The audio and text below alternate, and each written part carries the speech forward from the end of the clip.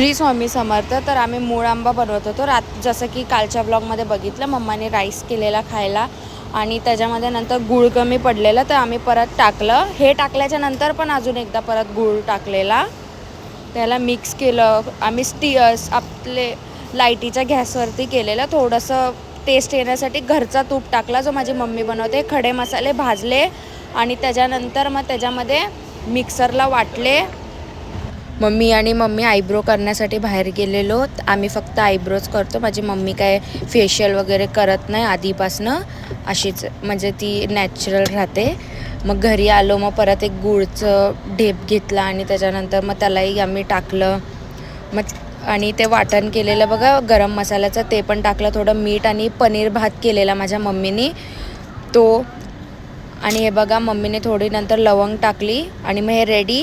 आणि मग नंतर मी डॉगला खाऊ द्यायला गेले. आजसाठी एवढंच.